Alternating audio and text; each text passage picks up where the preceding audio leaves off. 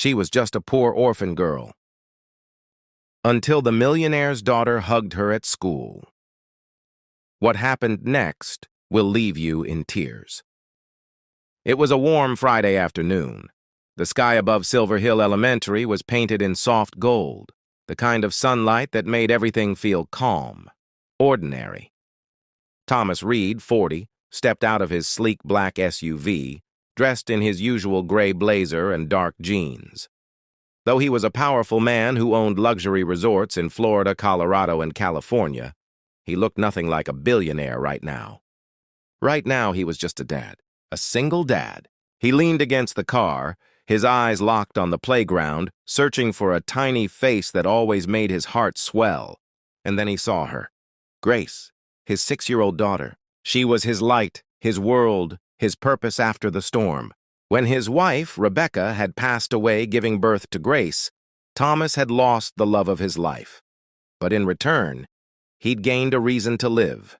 Grace was the one thing that kept his soul breathing, the one thing that reminded him he still had love in his life. Every day, he worked, earned, and fought for her smile.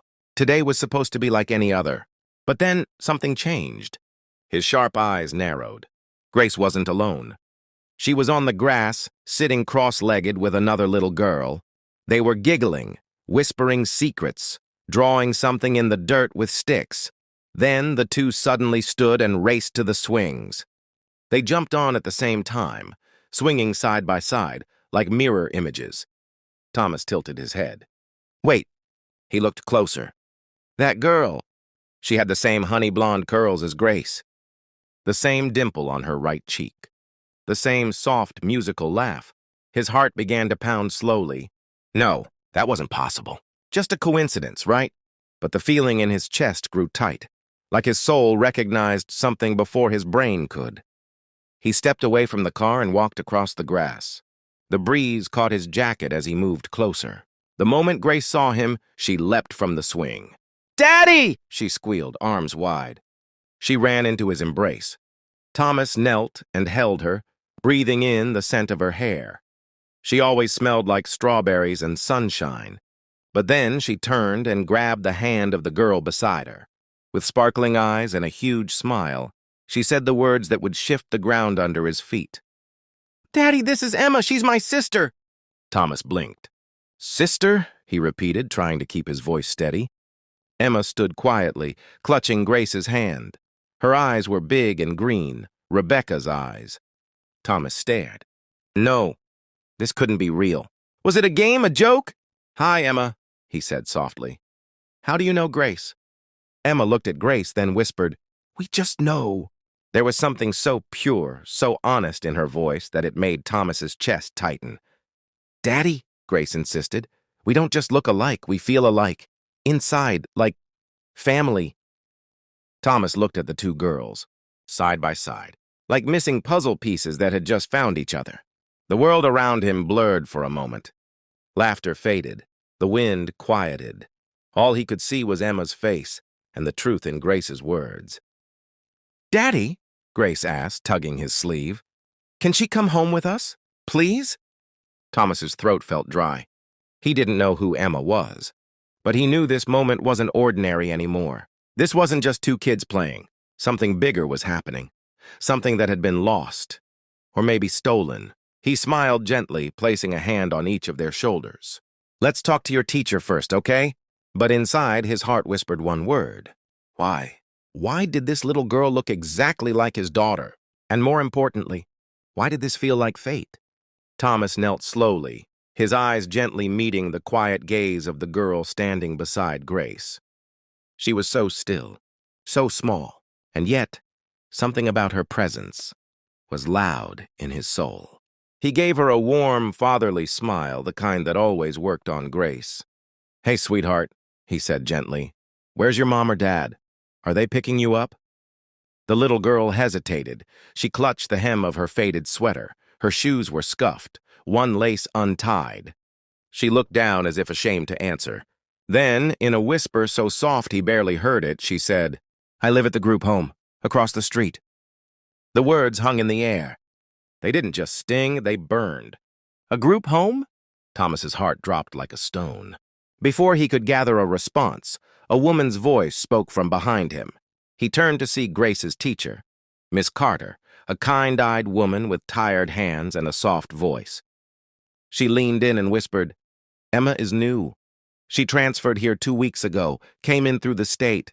No emergency contacts, no listed relatives." Thomas's mind blanked. "No family?" He looked back at the girl. Emma stood still as if she was used to not being seen, used to being passed around like a file. Grace didn't seem to notice the silence. She ran around and wrapped her arms tightly around Emma. "She's my best friend in the world," Grace beamed. "We pinky promised we're sisters forever." Thomas tried to smile. It came out crooked, because in that moment the word sisters didn't feel like pretend anymore. He studied Emma again, her cheeks, her curls, her chin, the freckles on her nose. She didn't just look like Grace, she looked like Rebecca, his late wife, the woman he had lost 6 years ago during childbirth. His pulse picked up. Was it possible? No, it couldn't be. But his hands shook slightly as he helped both girls up from the grass. Emma held Grace's hand so tightly, like she never wanted to let go. Thomas looked around. Cars pulled up. Other kids laughed, but all he could hear was his heartbeat, loud in his ears. His mind was already spinning. He asked Emma gently, "Do you like it here at school?" She nodded shyly. Then Grace added, "She sits next to me. I gave her half my sandwich. She gave me her cookie. That means we're real sisters now." Thomas chuckled softly, but his stomach felt strange. Could 2 little girls know something the adults didn't? Could fate have done something unexplainable? Thomas took Emma to the group home door that evening. A tired woman at the desk signed her in. Emma waved goodbye, eyes wide with sadness, like she didn't want to go back. Thomas waved too, but he didn't leave. He just sat in his SUV, thinking, searching, fighting something deep inside him that said, "This isn't just a coincidence." When he got home, Grace was fast asleep, hugging her pillow. Thomas sat in his office, surrounded by silence. He stared at his late wife's photograph. Her same soft jawline, her eyes. He pulled out an old photo of Grace as a baby. Then he closed his eyes and tried to remember. The hospital room, the machines, the panic, the crying. He remembered holding Grace for the first time.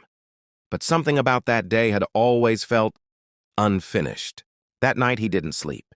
Not even for a second. He watched the clock tick past midnight, because now he had questions. Questions that no father should ever have to ask. And at the center of them all was a little girl named Emma. The next morning, Thomas sat at the edge of his bed, holding a photo album in his lap. Grace was still asleep, curled under her soft pink blanket. The house was quiet, too quiet. He opened the album slowly, flipping through pictures of his late wife, Rebecca. Her laugh was frozen in every photo, her smile full of dreams. But one picture caught his eye. The day Grace was born. Rebecca was in the hospital bed, exhausted but glowing. And in her arms was something Thomas had never noticed before. 2 baby blankets, one pink, one yellow. He sat up straight, heart racing. His hands trembled as he zoomed in on the photo with his phone. "No, that's not just Grace," he whispered. "That's 2 babies." He stood up and grabbed his phone, dialing the hospital's records department. "Hi, this is Thomas Reed. I need information about my wife's delivery 6 years ago. Rebecca Reed, emergency C-section." The voice on the other end hesitated. "That file is marked as private, but it shows something odd." Thomas held his breath. The woman continued. "It lists baby A, Grace Reed, and baby B, unnamed female, taken to NICU due to low oxygen." Thomas nearly dropped the phone. "Baby B?" "No discharge paperwork for baby B. No adoption trail. Just vanished." The world tilted. He hung up and stared at the floor. He hadn't just lost his wife that day. He had lost a second daughter. The truth wasn't in any file. It wasn't in the hospital records. It wasn't in the blurry photo or the nurse's report. It lived in someone's memory. That's why Thomas did what he had never done before. He hired a private investigator. He needed answers, real answers, not the kind buried under 6 years of silence. The investigator worked fast. Within a week, he called with a name. Janet Moore, former NICU nurse. She was on duty the night your wife gave birth. She's retired now. Lives in a small town 2 hours away. Thomas didn't wait. He drove through the rain, every mile thudding like a heartbeat. He found Janet at a quiet corner table in a dim coffee shop just off the highway. She looked older, maybe in her late 60s. Her eyes were tired. Her hands trembled slightly as she held her coffee. When Thomas walked in, she looked up and froze. He sat across from her and pulled out his phone. No words, just a picture. A photo of Grace and Emma standing side by side, matching eyes, matching smiles, sisters without knowing. Janet's hand went to her mouth. She didn't speak. Her eyes filled with tears. She whispered, "Oh God, oh no." Thomas's voice was low, firm, but cracking. "You were there, the night Rebecca gave birth, weren't you?" She nodded slowly. "I remember everything. It haunts me." She closed her eyes, and for a long moment she couldn't speak. Then she began. "Your wife gave birth to twin girls. It was a rough delivery. One baby, Grace, was healthy, but the second was struggling, low oxygen. She was rushed to NICU." Thomas's chest tightened. Janet continued, voice shaking. "The hospital was full that night. It was chaos, paperwork everywhere. A foster couple was there waiting for a newborn. They were crying, desperate. She paused and covered her face with both hands. "I made a terrible mistake. I thought I was helping." Thomas leaned forward, barely breathing. "What did you do?" he asked, though he already knew. Janet looked into his eyes, red with guilt. "I let them take the second baby, without alerting social services, without telling you." Silence. Time stopped. Thomas stared at her, his heart shattering. "You gave away my daughter?" he whispered. Janet broke down. Tears streamed down her cheeks. "I thought I was doing the right thing. I swear I thought they'd come back for follow-ups. But they never did. They disappeared."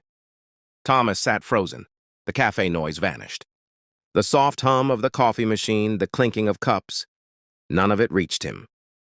He looked down at the table, jaw tight, hands clenched. 6 years, 6 birthdays missed, 6 winters she spent without a father.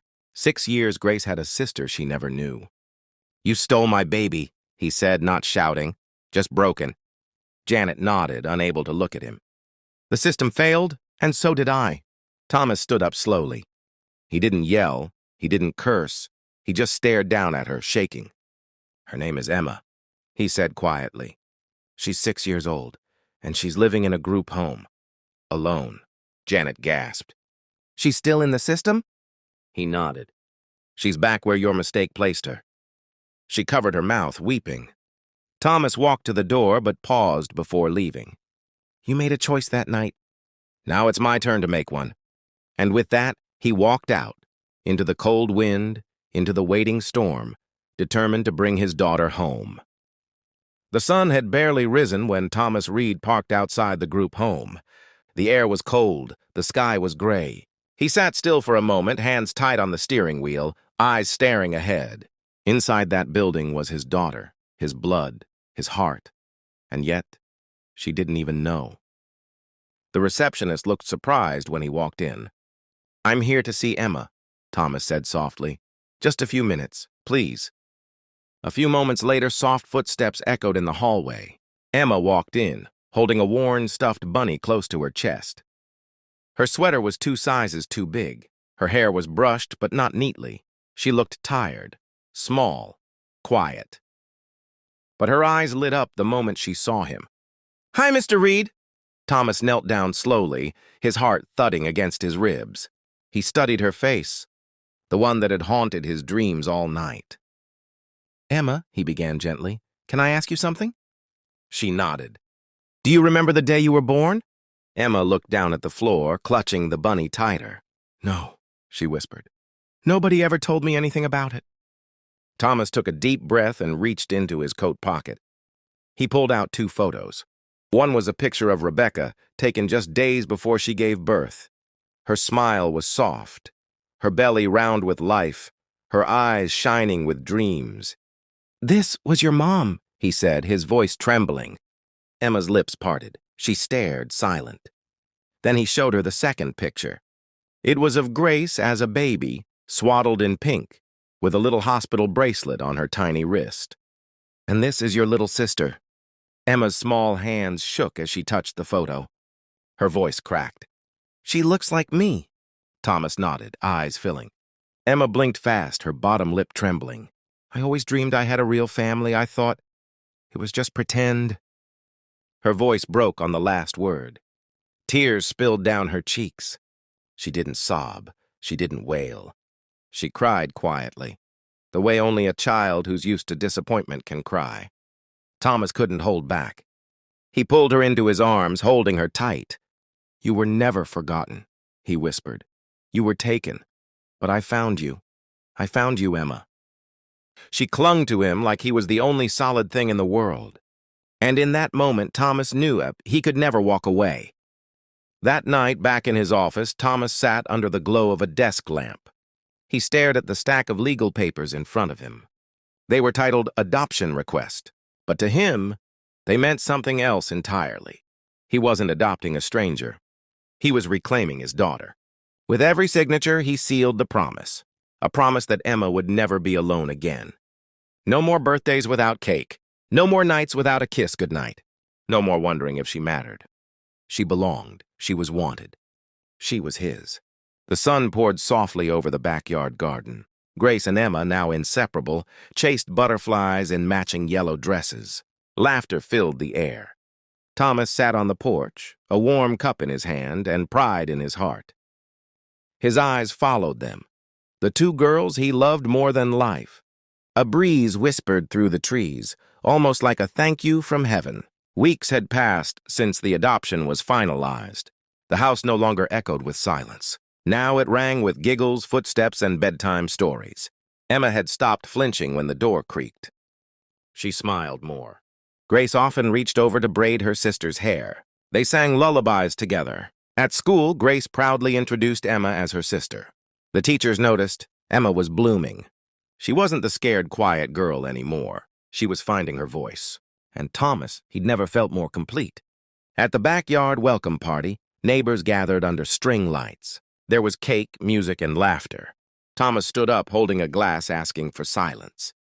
He looked at the two girls, both watching him. "My daughters," he said slowly, voice shaking. Some guests gasped. Some didn't know. He continued, "This world often teaches us to look with our eyes, but I ask you, start looking with your hearts." He paused, turning to Emma. "She's not my adopted daughter, she's just my daughter." Applause rose. An elderly neighbor wiped her eyes. "I lost hope in people," she whispered, "but maybe we're not lost yet." Grace held Emma's hand tighter. The sun dipped low, turning the sky to gold. Later that night, Emma crawled into Thomas's lap. "Daddy," she whispered, "I didn't think happy endings were real." He kissed her forehead. "They are, especially when love writes the story." And that's exactly what had happened. Love had found them, healed them, and brought them home forever.